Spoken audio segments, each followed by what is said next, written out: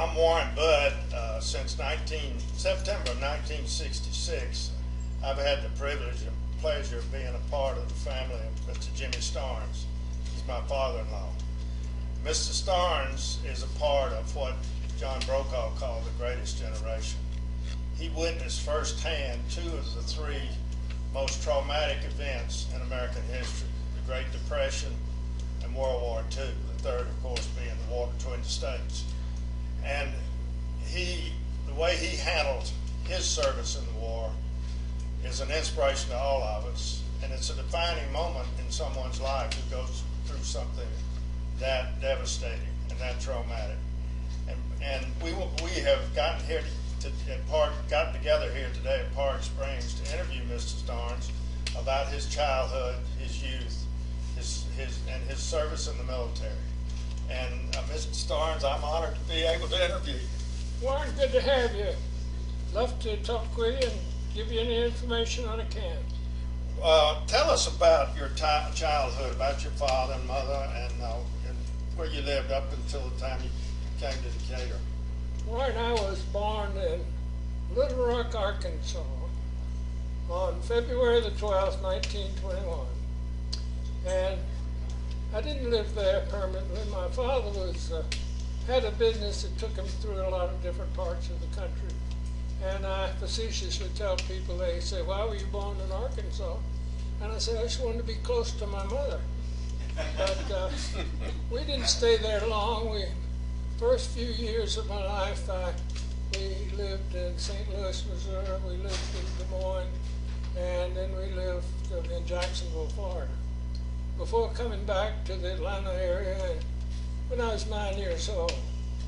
And my parents were from the Atlanta area. My mother was from the Villa Rica area, and my father was from the Austell group. So I grew up in Atlanta from the age of 9 in Decatur, actually a suburb, and went on through the Decatur schools and the Boys High in Decatur, and then entered Emory University in 1938. Now, was Decatur where you met, when you were in school, was that where you met Rosie? Yeah. They had a little article out here about me the other day, and they said that when I was 9 years old, little did I know that my childhood sweetheart lived right up the street from me. She was 6 and I was 9. But we grew up together as friends, and then later as young sweethearts. But I graduated from Decatur High in 1938. Let me go back a second. Sure. Did your family, like my mother's family? I mean, I know it was tough during the Depression, during the 30s, in particular raising children. Did y'all ever live multifamily in one house like my mother, or was it very difficult during that time? We didn't. We talk about the Depression and we read about it. I didn't know we were poor. We had food on the table. When we first moved to the Decatur, Atlanta area, we had a house we rented. And then later, as the economy got worse, we moved into an old house, and there were 3 rooms that were made into an apartment. And it was my father and mother and my sister and I, and so we had plenty of room. I could walk to school, and my father's business was right down the street, and we had a happy life. But that's what my grandmother said. She said she didn't know she was poor because everybody else was. Yeah, well, we were about like everybody else. Well, your father, what type of business did he have? Didn't he have a service station in Decatur? Yes, he managed a service station. Right down the street from where we lived. Then you went to Emory, right? Went to Emory. And what caused you to go to Emory? What was your precipitation? Well, again, I can facetiously say I knew I wanted a college education. And I sort of favored Georgia Tech because they were better known with the football team and so forth, but it was easier to hitchhike to Emory. And I had a job. I was working so I could pay my way to school.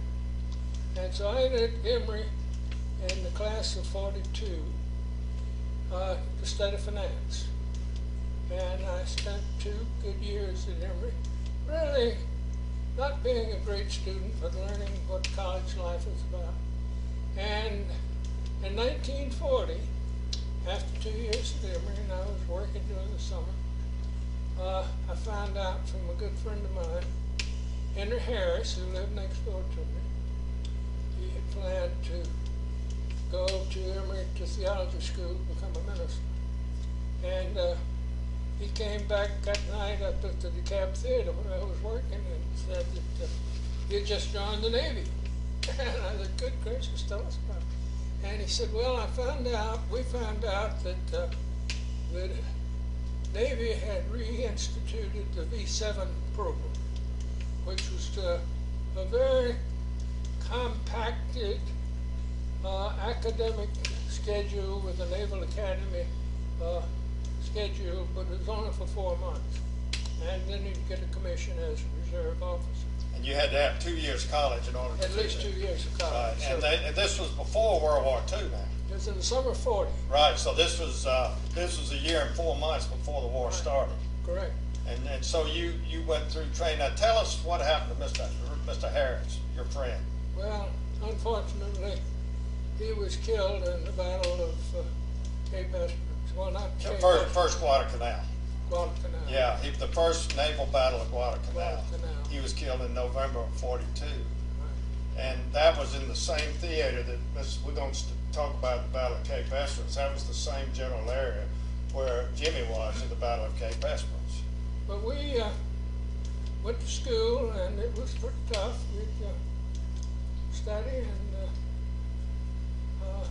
we still practice the Navy routine of having duty every 1 day in 4. And it was in New York, so we were learning a lot about being in a big city with a lot of big people. But got our commissions in November, and we had 30 days leave. We could make a decision whether we wanted to go back to what we'd been doing or to go ahead and go into the service. So, of course, I was 19 years old. It sounded exciting to me to join the Navy and see the world.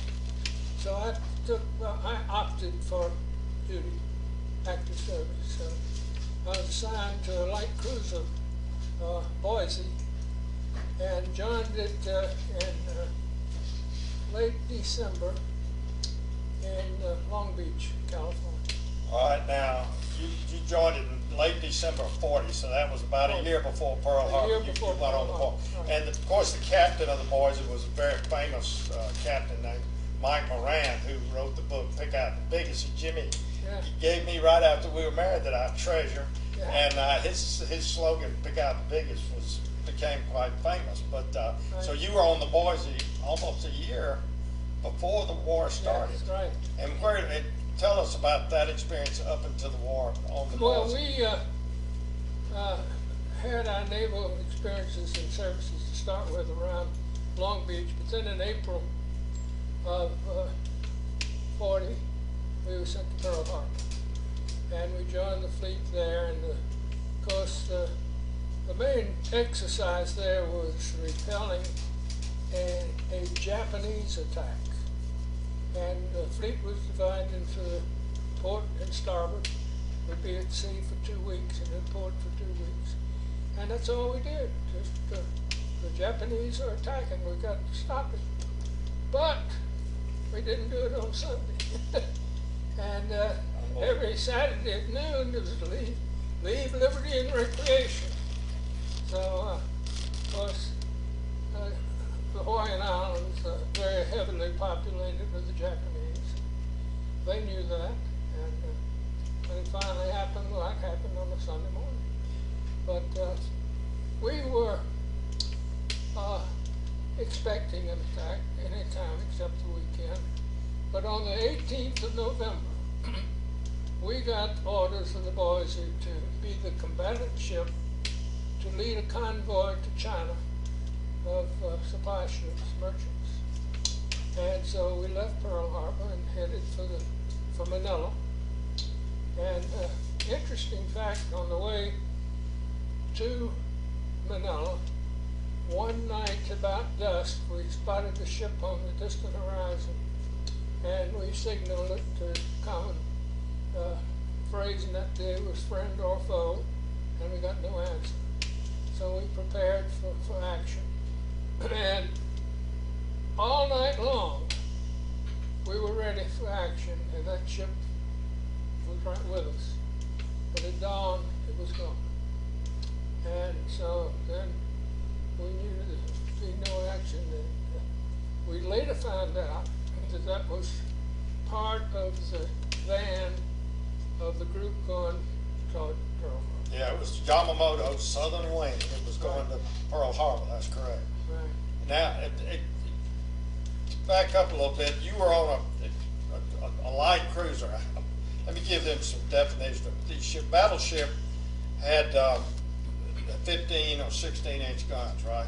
Right. And a cruiser, and the battleship was a flagship. It was meant for commanding control, admiral would be on it, something like that, as well as fighting other ships primarily. Right. And then a heavy cruiser was primarily meant for knocking out other ships.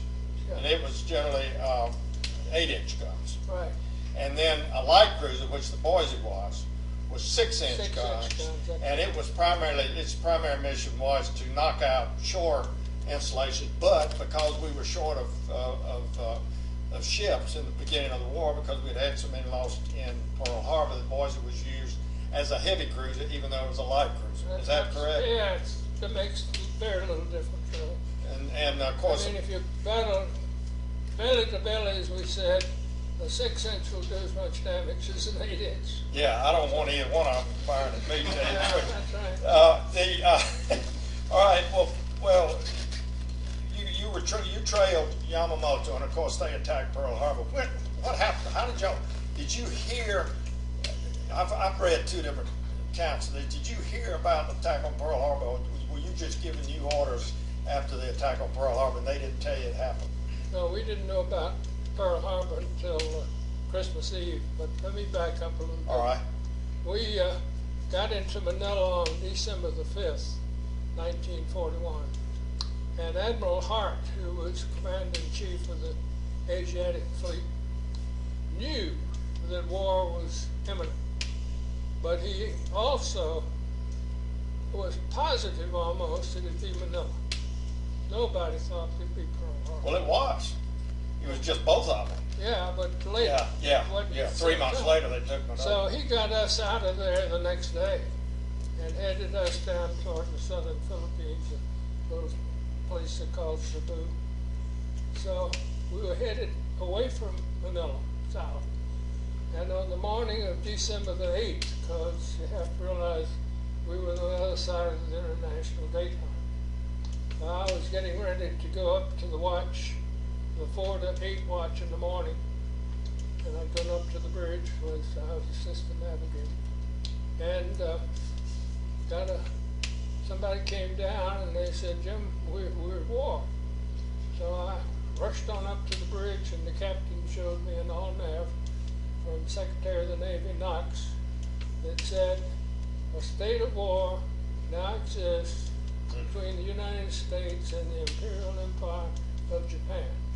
Carry out war plan, something like Able Baker Charlie, and that's all we knew. Boy. And we were in such tight security, blackout, very little communication, that we didn't know what had initiated the war. But on Christmas Eve, we were at a little port in the Dutch East Indies, and some of us were able to go ashore. And when we were ashore, we met a group of PBY pilots, those seaplanes, that had flown down from Pearl, and they told us. And that was all. I mean, nothing official about it, but they told us about the carnage, the surprise, and the damage to our fleet, and to our aircraft, and so forth. So that was... Boy, yeah, but some story. Then, is that when you were grounded? Yes, we ran aground on an uncharted shoal and had to go to get patched up. And the best place they could send us was to Bombay. So we went to Bombay, which for 6 weeks it was just as if the war had never happened, except that we knew the people coming up from Singapore and the news that 2 of the British battleships had been sunk. Yeah, the Repulse and the Prince of Wales. Prince of Wales. Right. But we had a great time joining our British friends for tea every afternoon, and so we were there for 6 weeks, and then came back to. Well, is that after you left there was when you went and did the diversion toward Japan, making them think they Well, were we had to go back and get really patched Oh, up. so you went back to you went back to Washington State. Was that when you went back That's there? when we went back to Mare Island, All right, San yeah, Francisco. and San Francisco, and you got completely We got repaired. completely repatched, and the big thing it did, it had a significant impact on the Battle of Cape Estes. Was they had radar, Yeah, that was huge. and Huge. we were the only ship then that had the radar. Right. So we went back to, after being patched up there, we went back to Pearl Harbor, and were scheduled to go to Guadalcanal, because they were getting ready for General Vandergrift to take his Marines and occupy that island, because Admiral Ernest King had said it's vitally important that we keep the sea lanes open between Pearl Harbor and Australia. And of course, at that time, most of our men and supplies were going to Europe. So we were constantly trying to say, send more to us. But we did get that support from Admiral King.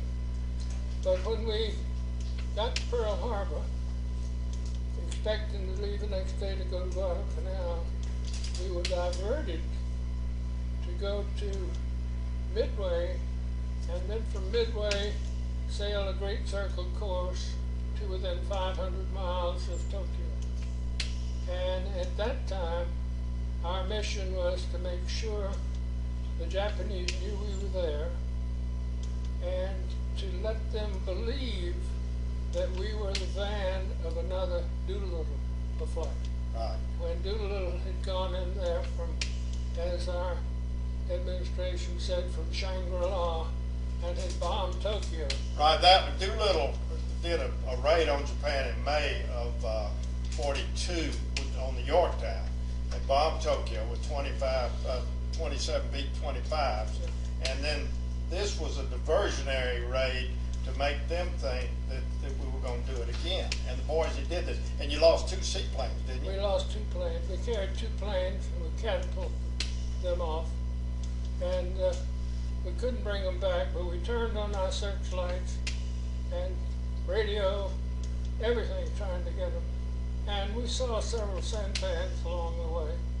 But the good thing is the ploy worked.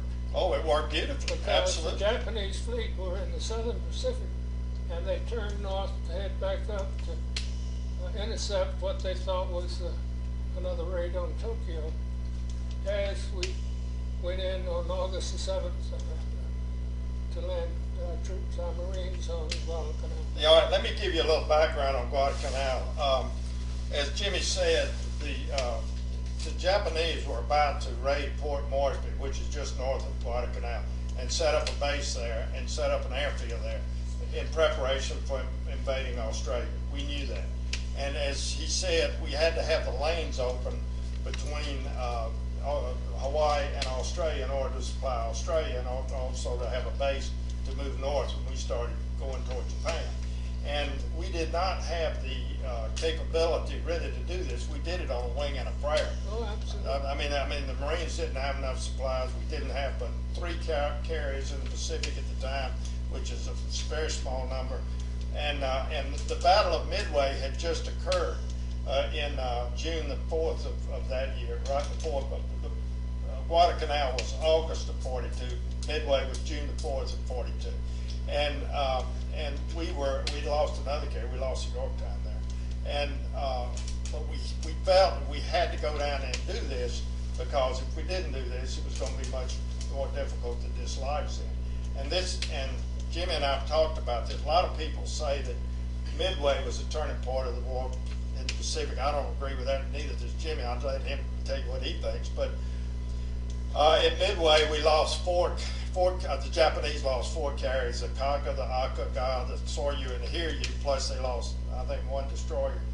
But in the 6 months Guadalcanal occurred, between August of 42 and February of 43, they lost 24 ships, over 400 aircraft. They were bled, and 20,000 troops. And we lost about the same number of ships and aircraft, but the difference between them and us, we could produce more. The U.S. produced 300,000 airplanes during World War II. And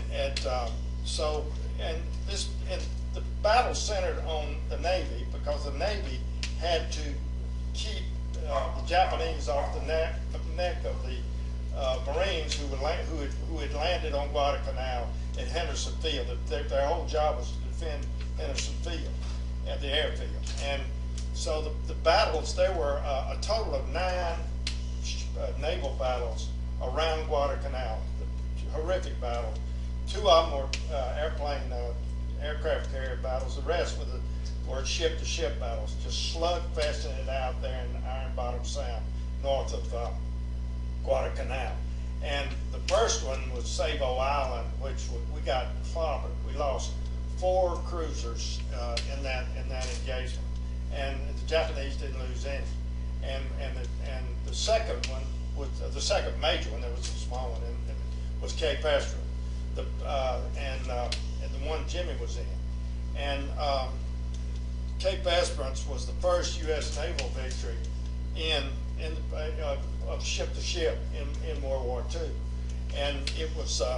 I'm going to go into a little detail, but I'm going to go into detail and tell you a little background, and then I'm going to get him to comment. But before I do that, do you agree that Guadalcanal was the turning point of the war, not Midway?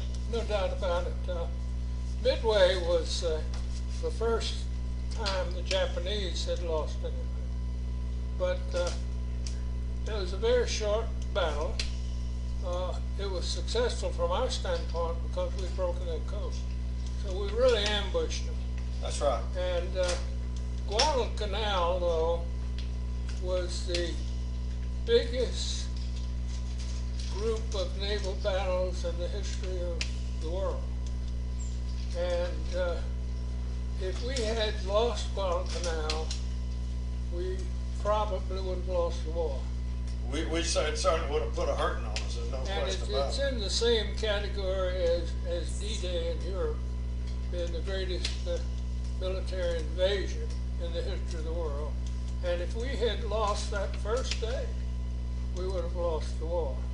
And so those 2 major engagements, had they gone the other way, we would still be maybe under the oppression of Germany and Japan, and that's how close we came. Well, we were outnumbered, outmanned, outshipped, everything at Guadalcanal. We did a beautiful job. Oh yeah. I mean, we lost 5,000. I don't know if I told you, we lost 5,000 sailors at Guadalcanal. Yeah. Let's talk about Cape Esperance. Cape Esperance happened 9 October, and it was what happened. As I say, we lost Savo Island. Admiral Scott was the commander. He was later killed also in the first naval battle of Guadalcanal. But he was on the San Francisco, Right. and there were 2 big cruisers there, the San Francisco and the Salt Lake, and then you had I think 4 light cruisers. But the Helena and the Boise had radar, which was a brand new contraption. Nobody really knew how to use it, and it directed the fire of the ships. It also recognized other ships. And the Captain Scott took his band, his row of ships north and a little bit east to head off the Japanese who were coming down through the Scotch Slot to deliver troops to Guadalcanal. They were going to deliver troops and artillery. And he got up close to the Japanese, and I don't remember the reason, but he took a column left, and they started. The first ship would turn around, the second ship behind with the first would turn around, and so forth. The Boise was the second ship, They didn't know exactly what to do because they hadn't been given clear orders. But Captain Moran followed the Boise. Followed the San Francisco, and about that time, they picked up the Helen, I believe, picked up the Japanese and fired on the Japanese. They had orders to fire when they recognized the ship. And then the Boise opened up on them. And that's when Captain Mike Moran said, "Pick out the biggest," they killed them. In the first 4 minutes of the battle, 300 shells were expelled by the Boise on the Japanese, if you can believe that. It was huge fire discipline. At the end of about 6 minutes, 3 Japanese ships around the Boise were burning. At that point, Commander Scott, Admiral Scott, stopped people from firing for, I think it was 4 minutes, wasn't it? Yeah, he's afraid we were firing. Yeah, he was afraid they were firing on our own people. And right after that, the Captain Moran, because he couldn't tell because the radar was becoming cloudy because of all going on, if he was what was out there, so he turned on his searchlights, and that drew fire from the other guys. Although he clobbered more of them, but that turned on, and then the Boise really suffered because of that. They were hit seriously 4 times, and then the Japanese scored 4 times on the Boise. And then what happened was really traumatic. And to go back a little bit, before we were in the war, the biggest British ship was the Hood. It was a battleship cruiser combination, and it was the pride of the British Navy. And the pride of the German Navy was the Bismarck. And the Hood caught the Bismarck in the Denmark Sea and took on the Bismarck. And the Bismarck, on that 3rd round, shot at the Hood. The shells went into the magazine. The Hood blew up, killed everybody on board except for 3 people. 1,500 people lost. Boom, it blew up. Well, what happened to the Boise? The Boise's magazine was shot also, and the shells inside it were deployed to be put into the guns, blew up, and this huge explosion. But the shells that were stored, which would cause the major explosion, did not explode. And so Captain Moran ordered the people that were operating that to flood it. They flooded it with water so it wouldn't explode. Well, they were all dead from having been shot. And so seawater got into the magazine, and a lot of people say that if seawater hadn't gotten in there, the Boise could have blown up like the Hood. And then at that point in time, the San Francisco, which was Scott's ship, it put itself between the opposition and the Boise to try to save the Boise. Everybody thought the Boise was going to sink. Oh yeah. There were 100 men dead on the Boise at that point in time, a little over 100.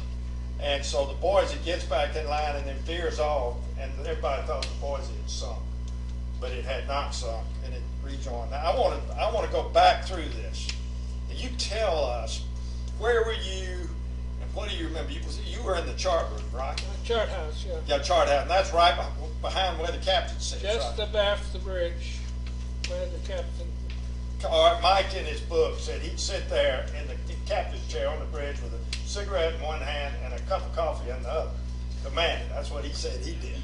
And so Jimmy was right behind him in the chart house, right? Right. All right, tell me what you remember during all these events. Talk us through that. Well, it was it's what we had been trained for, and all of our minds were not on who was getting killed, who was getting hurt, what was happening, but this was an exercise we'd been trained to carry out. We'd been shot full of ultimate confidence. We could do anything, beat anybody, and we did it. You did. Yes, sir. No question. And when we turned the searchlights on, that turned darkness into daylight, and that's when we started getting hit. And of course, when the magazine blew up and we had to flood it, that's when we almost sunk. And the captain then said we had to withdraw to save the ship. And so we withdrew. And actually we had about, a little over 100, as you say, were killed, and over 300 were injured. And out of a complement of 1,000 people, roughly, that we had, of course, killed. So within the Battle of Cape Esperance actually started at on the 11th at about 11:30 at night, and so by then it was about 1 o'clock the following morning, and so we then were. The captain said, "We're on our way back to Ulithi Atoll, which is just north of Australia, where the ships were." That was a big military base of ours. Naval base. Naval base, excuse me. So he said, "We're away from the enemy, but our task now is to save the ship." And we really didn't take in the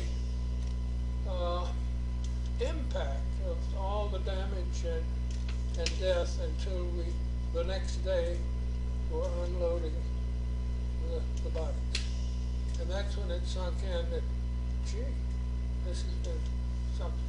I'm telling you. But you know, one of the miracles that I've often remembered was we were in the chart house, and just below the chart house was a communication group, and one of the Japanese ships here, and we were here, and they shot a shell at us, and both of us were listing in the water, and that shell came and wiped out the communication group, which is just like somebody on the next floor down. Sure. And they were 100% killed. And how do those little miracles happen? You know, just an nth of a degree one way or another. Well, that's one of the first things I'm going to ask St. Peter. Yeah. Well, I may get to ask him before then. But Well, yeah. Wait, when the magazine blew up, did you hear it, or did Oh yeah, did we you feel felt it? it. God. And yeah. Well, you know, the thing about a ship, the worst thing in the world is fire, because there's nowhere to go. You can't run. Also, when you have all this destruction around you, you can't leave. It's there. You're there with it. So it's much more traumatic than if you're in another type of combat where you can walk over here. You can't do that on a ship. And that's why it's just, and particularly these ship-to-ship type of combat that he experiences is something else. So after you went to the base at Ulithi and got temporary repairs, then you went back to Philadelphia. Back to Philadelphia. And you were there from about 4 months. Let's see, 19 June of 42 to March of 43. You were there. Right. And was that when you married Rosie? Yeah. All right. So you went. I came home in January on leave, and we got married and went back to Philadelphia, and had the beginning of our life there. Glad to have you, Courtney. Well, I'm glad she's here too. Yeah, I am too. And all these grandchildren are also That's glad. right. Well, and when that was that when the guy, this was earlier when you thought she might like somebody else, but you found out she liked you. But that was earlier. Was what now? You told me a story one time about you went home and she was liking some other guy. Oh yeah, you know, she was Rosie and I were childhood sweethearts. We were serious, you know, going steadies in high school. But then when I went in the Navy, she got interested in some guy. Wasn't his name Wilbur? Probably. So when I came home on leave and found out about that, that's when I got in action. Good to you. I'm proud of you. Yeah, it didn't take long. Good. And y'all got married, and then you went up to Philadelphia, and then the boys went to Sicily to bombard to help with the invasion of Sicily. Mediterranean, and we had just taken the northern coast of Africa, the cities of Algiers and another one there. And so then we went through the invasion of Sicily. I bet that was something to see. I mean, to tell you, General Patton, General Montgomery, Eisenhower, all of them were there. Yeah.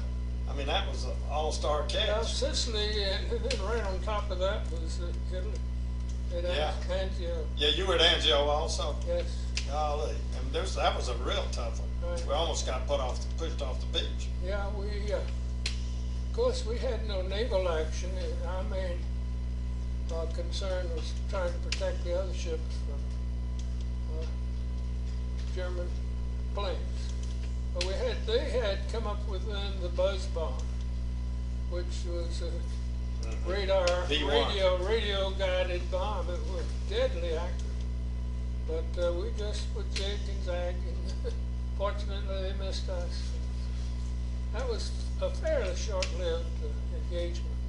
And then we left there and came back through the canal again back to Pearl Harbor. Now, when did you, this is the point at which you went to navigator school, went over to Well, I went back to Pearl Harbor, and then I was ordered to go back to the United States for further orders. And that was sort of an interesting story there. I and a whole bunch of other people left on a Dutch freighter to be transported back to San Francisco. Oh yeah, that is a great story. And we didn't do anything. We played bridge and drank a little beer and just have fun. But every night the captain would come on and he'd say, "This is Captain Rommel," and we'd make a little announcement of where we were and so forth.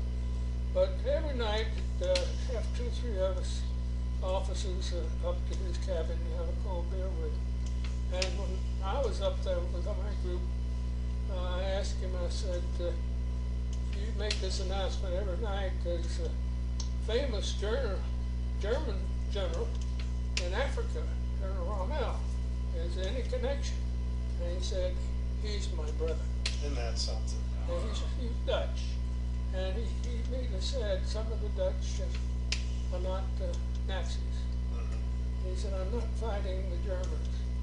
I'm fighting the Japanese. But that was it. Isn't that something? But I got back and for 2 or 3 days, just call in every day. Any orders? No. So I'd go have fun that day. And then about the 3rd or 4th day, they said I'd been ordered to report to Newport, Rhode Island, to navigation at the Naval Training Station to take over the newly installed navigation school. And so I found out later that Newport, which that's where the Naval War College is, has been for years, had been changed into a training camp to train the crews of all the new ships that were coming off every day almost. And as it turned out, part of the group that came through the training school was the navigation group on the Missouri. Of course, I didn't know then that that was where I was going to end up. But I was there.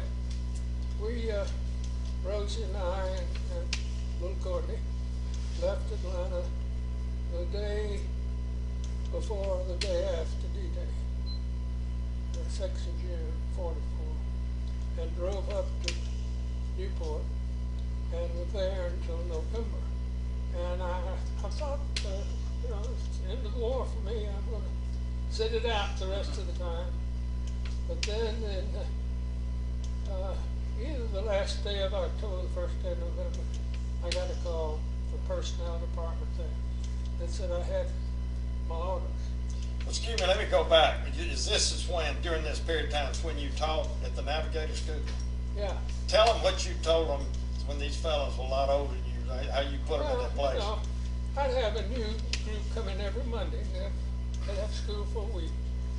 And I would teach them the basics of what a navigator's responsibility is, what they have to do and how they have to do it.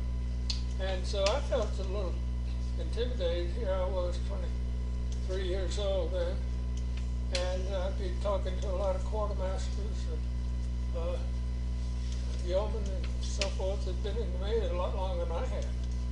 And this friend of mine said, well, I'll tell you how to handle it.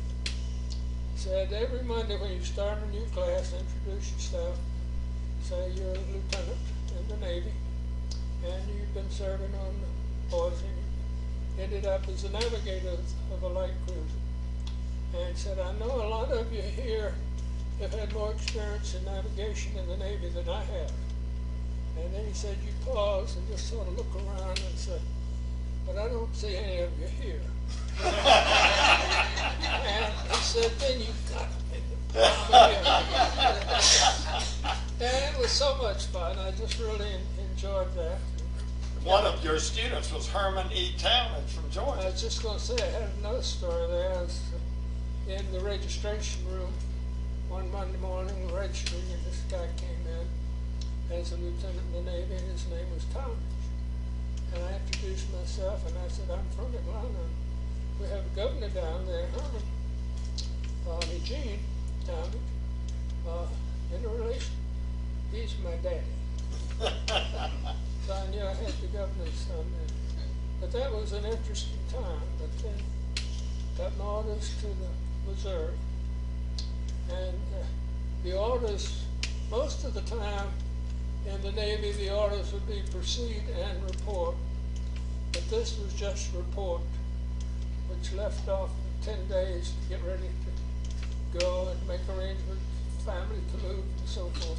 And they were at Norfolk at that time. No, they were in New York. In New York at that time. New York Harbor. Uh-huh. And so I had, fortunately, my mother and father could drive up and take Rosie and Courtney back home. And the Missouri was a pride of the U.S. Navy. It was the newest battleship. It was a New Jersey class battleship. Yeah. It was, and how do you think that they made you the navigator of the Missouri? That's a huge assignment. Well, it was an experiment. This was the first time they'd done it.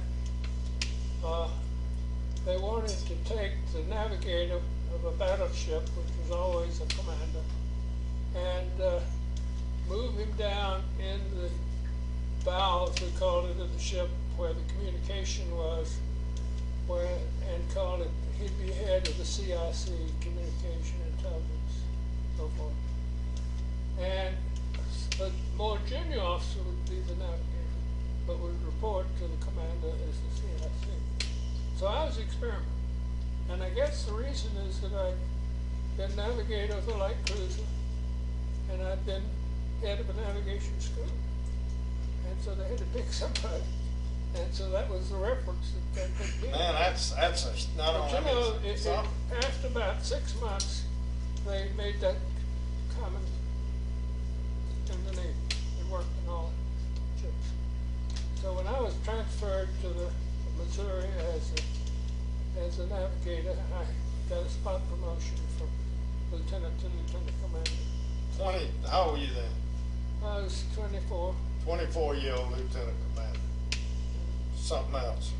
So Well, y'all left New York. Did you go from there to Pearl, or did you Yeah. stop Yeah, there? we left the day after Franklin Roosevelt's fourth term, 4th of November. I went through the canal again for the 8th term, and ended up at Pearl on Christmas Eve.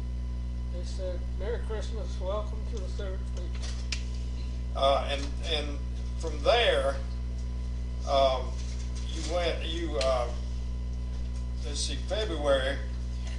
Now, did Michener join you at that point? Was that when you joined Michener's force and went after the coast of Japan? This was before Iwo Jima. Was that when you did that? Yeah, Or we really joined Halsey's force.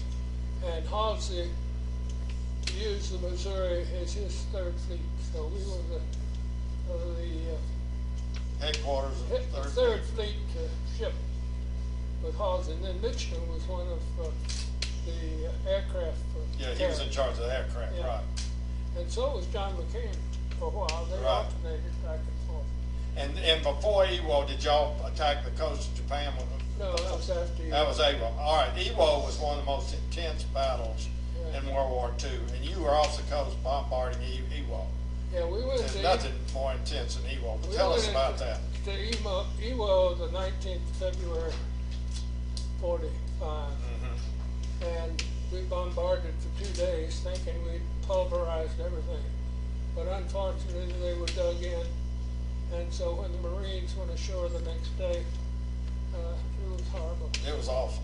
So, It was awful. All right, then you then between Iwo and Okinawa, did you go after the coast of Japan? no, after. After Okinawa. Yeah. All right, so tell us in Okinawa is where you experienced the kamikaze attacks. April the 8th. April the 8th. Now tell us about that, if you would, please. Well, we didn't know it at the time, but the Japanese knew they were defeated, but were determined to fight to the last man. And they thought by making one last all-out movement against the fleet, they could stop us from invading. So on April 8th, they set out to not continue the fight against the carriers, but to hit the heavy ships. So they came at us with the idea of having a kamikaze hit us in the conning tower, which would knock the ship out. Excuse me, Andrew and anybody else, a kamikaze is a ship that flies into the opposition and the guy kills himself doing it. It's a bomb, it's a flying bomb. Suicide.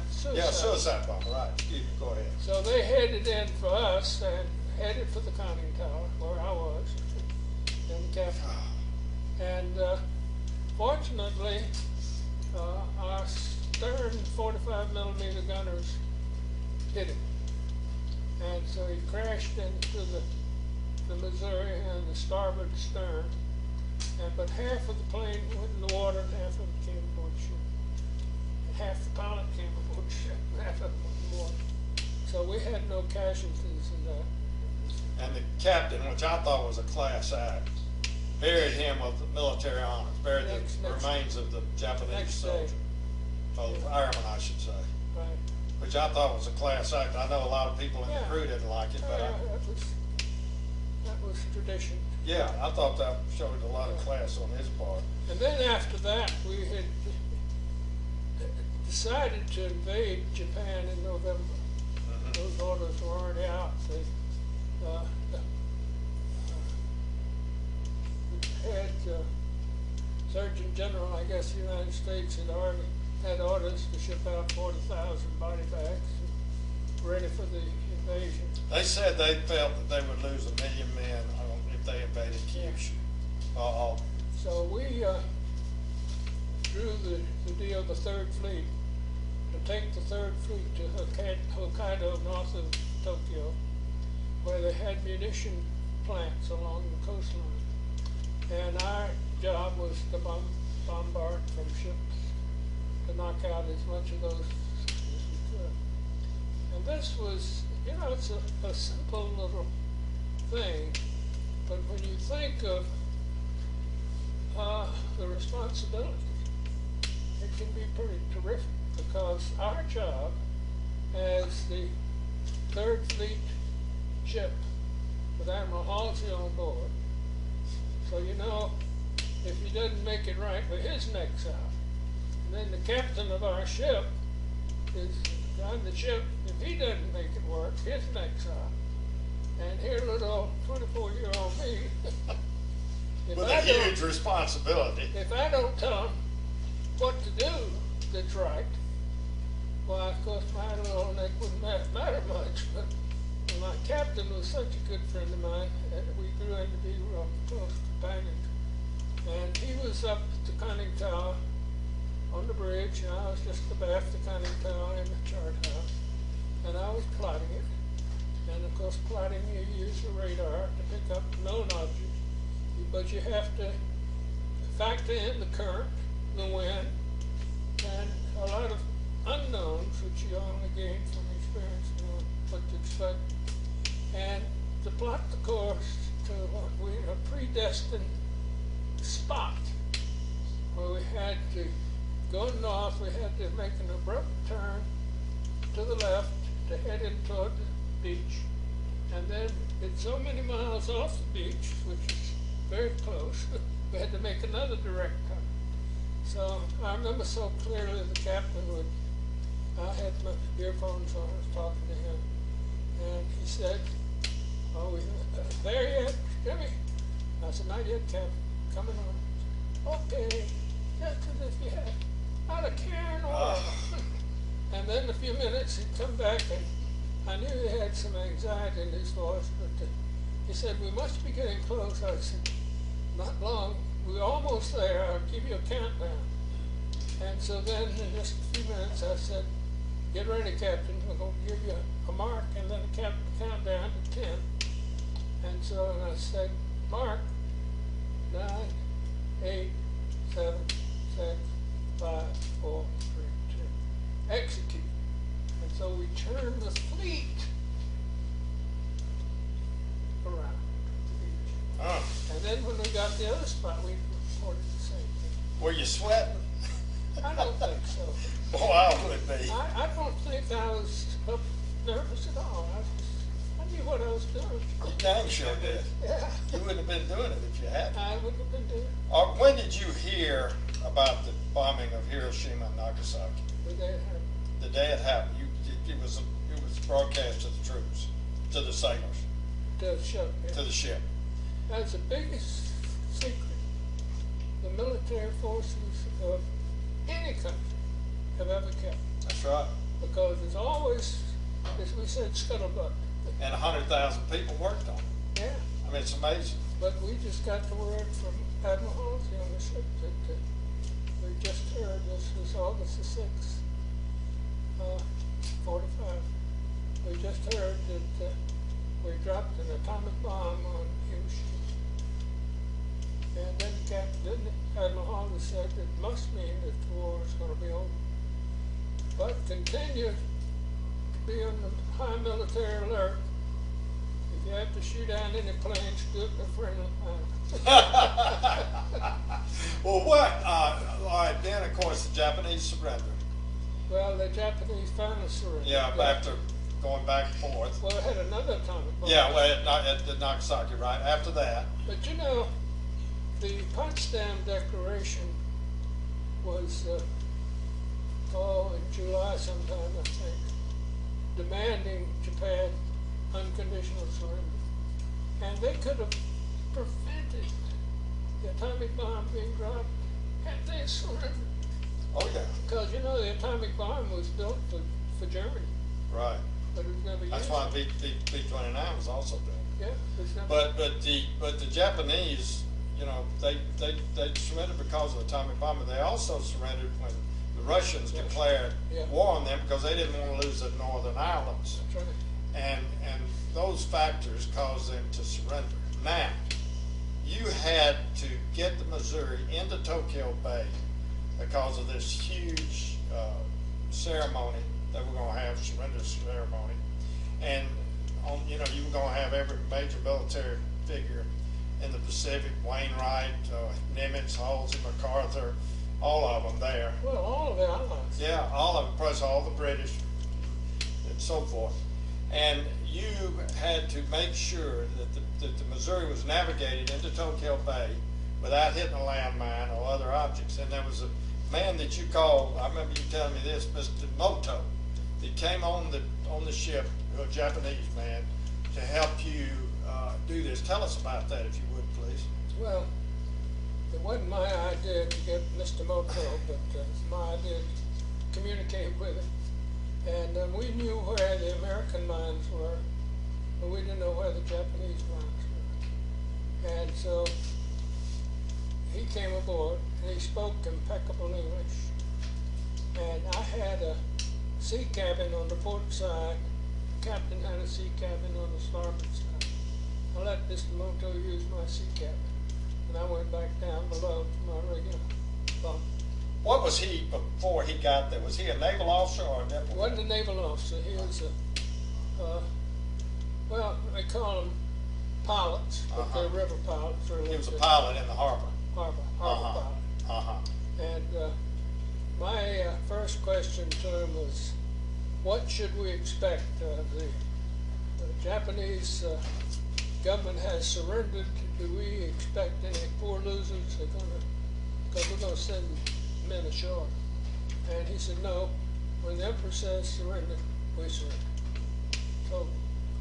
So, you know, I've always thought that was a wonderful experience in human nature. We like to think as Christians that we really are here to love people, not to hate them. But in wartime, you get so mixed up with saving your life and the lives of your family and friends that you act like you hate. But I've thought so often that here within a few days, we changed from respecting a human being, not with hate, but with love. And how quickly. Isn't that a wonderful story? Yeah, it's It really is. so meaningful. Did Mr. Moto feel, did you pick up any stress that he was under with you going in thinking that he might lead you wrong or anything? No. When he said, when the Emperor says surrender, surrender. And I felt he had confidence in us like we had in him. All right, so you get into Tokyo Bay. When did you find out you were going to be officer of the deck on the day of the surrender? Well, that wasn't a personal situation. That was a organizational situation. Well, I know that. I mean, that was a huge honor to you. Well, the navigator of the ship is always officer of the deck, the general quarters, special events. So it wasn't because it was Jim Starnes, it was because I was the navigator. I got you. So I knew that would happen, but we didn't know until right after a couple of days or so after the bomb had been dropped that the Missouri was going to be the location of the surrender. Of course, Well, the reason why, of course, is Harry Truman, who was then president, was from Missouri. And he wanted the Missouri to be the ship. well, when his daughter had christened the Missouri, he had made the remark then that someday the Missouri, with all guns blazing, will steam into Tokyo Harbor and the war will be over. And that prophecy came true. Sure The did. guns weren't blazing. Yep, it sure did, with you in charge. All right, so tell me, walk us through the day of the surrender. And of course, we've seen it all, seen the films, but tell us where you were and what your feelings were, and did you realize the gravity of the situation? Tell us about that, Well, if you would. to go back just a little bit, Admiral Halsey and his fleet, a group, and General MacArthur and Admiral Nimitz are the main ones who constructed the ceremony. Now, a lot of people don't realize that we didn't just have the surrender with papers signed aboard the Missouri, but we had outposts all over the world. And they had to have a similar situation happening just prior to what we did. Right. And of course, I had nothing to do with that.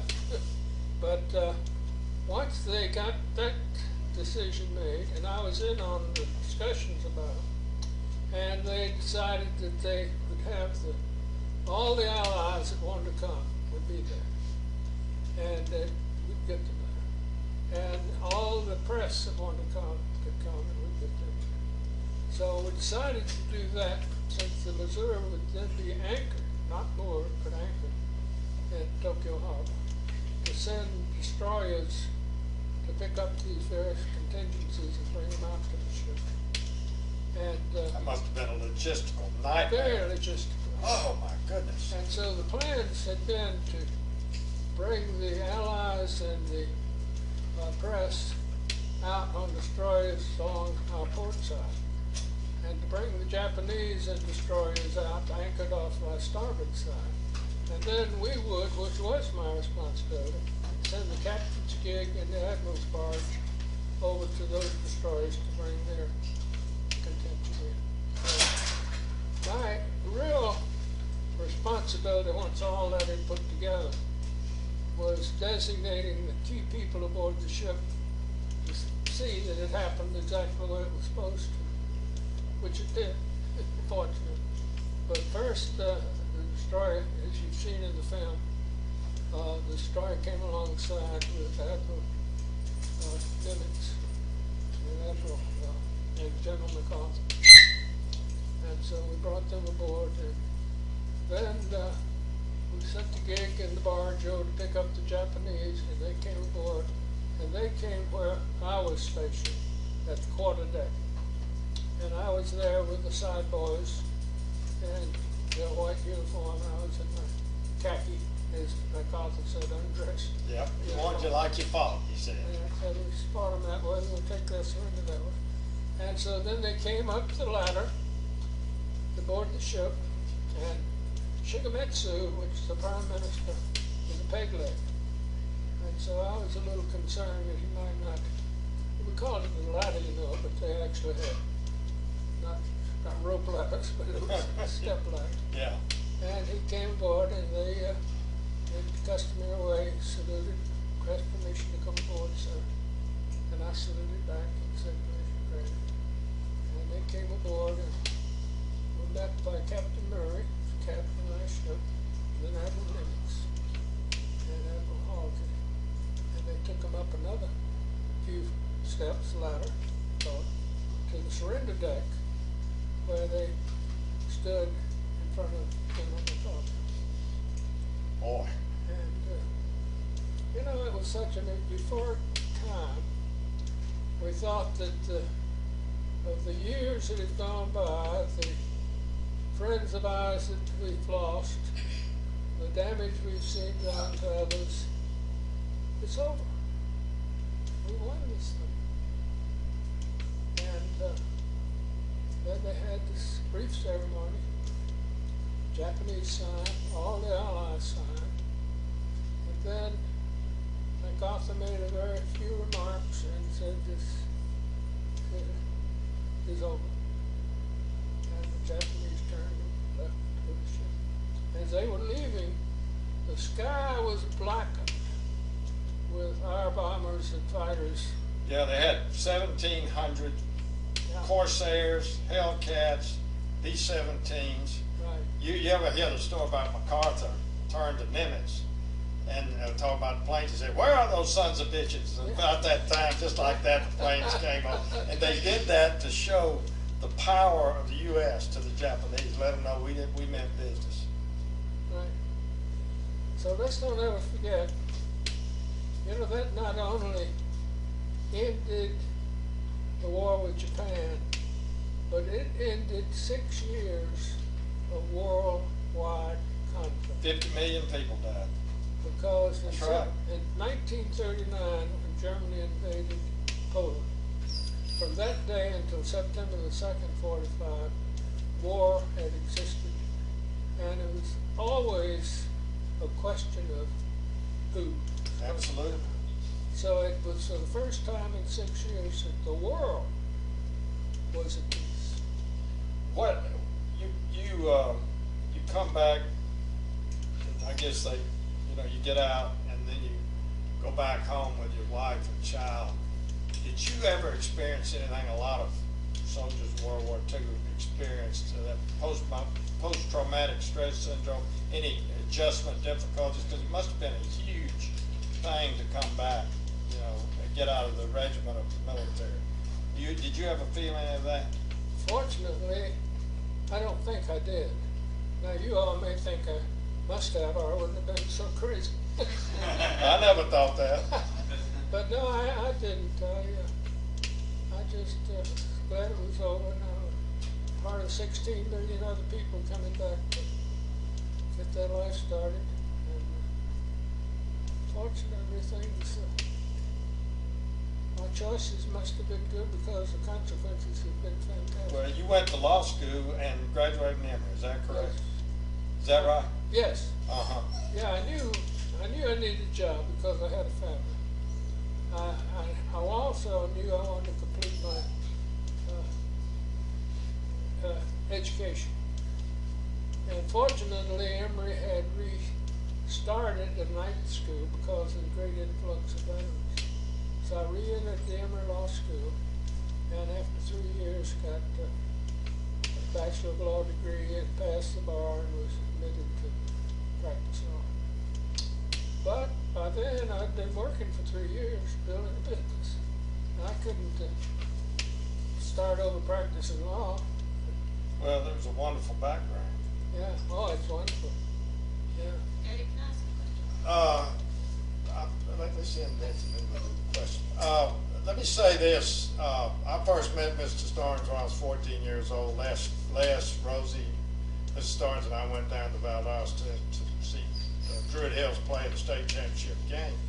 And then, when I've been married to his daughter for 48 years, and now and today, the theme of his life has been the word beauty, the the word responsibility. He's always done what he felt was his duty. You know, that's not a word that a lot of people in this society take very seriously today, but I want to tell you, I've been honored to know you these years and be a part of it. You be a part of my life, me be a part of yours. Well, thank you. It's been a great part of the family. Love all of you. Love you, brother. Well, that's it, John. We're going to have questions afterwards. That's all. Thank you, everybody. Well, y'all have at it and ask questions. I'm going to sit over here and take it. Yeah, let's see. Y'all want to ask some questions? I was over in Victoria's Secrets the other day and I found this. I didn't know what it was. I thought maybe you might know what it is. Find something in Victoria's Secret. Well, let's see what you got here. Oh my goodness, it's a sextant. Look at that. Bet you hadn't seen one of those in a long time. No, the one I used was about 3 times the size. I'm sure. That's something. Why? That's something, Mark. I'll play with that. Have fun. Dorothy, did you have a question? Yeah, I don't know if I'm still on asking. Go ahead, go ahead. Tell Andrew why were you the navigator? I beg your pardon? Why was it that you went towards the navigation? What gave you that job? Well, I had 4 months of training. At the Naval Academy, they give the same training, but more extended. And every officer goes through navigation, gunnery, control, engineering, all parts of it. But since we were so compact, we had to be only one thing. And so when I reported for duty, they said, well, what's your background? And I said, well, I've just had 2 years at Emory in finance. So I guess that was, navigation would be better to spot me into than gunnery or something else. I don't know, it's just a choice. It's a huge, I'm glad it came out that way. huge responsibility. That's why y'all got your math brains. You know, grounding a ship is the worst thing you can do if you're a captain. If the navigator messes up, that's what happens. Also, can you tell us how long was it before your family knew that you were not at Pearl Harbor, and what were your impressions when you saw it for the first time after the bombing? Well, to answer the second question first, I didn't see it after the bombing for maybe 2 or 3 years, and it's no difference, I couldn't tell. You know, the Japanese made a huge mistake of not destroying our shipyard. We had a whole shipyard repair there, that was still. Fuel dumps. And Yeah. if they'd done that, we'd had to tow all of our ships back. Yeah. And the first question was, How long was it after? oh, my parents didn't know until April. 3 months. 4 months. I'd written letters, Really something. but the letters didn't get there until then. And I didn't hear from them until after we'd been to Bombay and had come back through Australia on our way back to the Golly. States. So- Granddaddy, did you and Mr. Moto have an interpreter? No, he spoke impeccable English. And was there any attempt after the fact to keep in touch with him? And what? Any desire after the fact to keep in touch with them, or? I don't know that I really understand. All right, did you try to keep in touch with Mr. Moto ever? No, They didn't share emails. never. Right. Jimmy, what were the 3 mistakes Japan made when they attacked Pearl Harbor that could have changed the war? You once told me they made 3 major mistakes. Yeah, they did. The biggest mistake was not bombing our oil supply, which is about 5 miles north of that. That goes back to Teapot Dome area where we took so much of our fuel oil and stored it in these huge above-ground tanks at Pearl Harbor. And had they knocked that out, which they could have, we would, I don't know what would have happened. It would have been. And the second was our shipyard. If they had hit the shipyards. Then we couldn't repair any of our ships, and we'd had to pull them up and tow them back to San Francisco to get them repaired. And then the third was, if they should have lured us out to sea, and then they would have sunk us in water we couldn't pull them back up from. But they sunk our ships in the shallow harbor, where, of course, they were heavily damaged, and the Arizona's still there on the ground. But if they'd sunk us out to sea, then they had the superior right to do it, and the strategy just had to change to lure us out.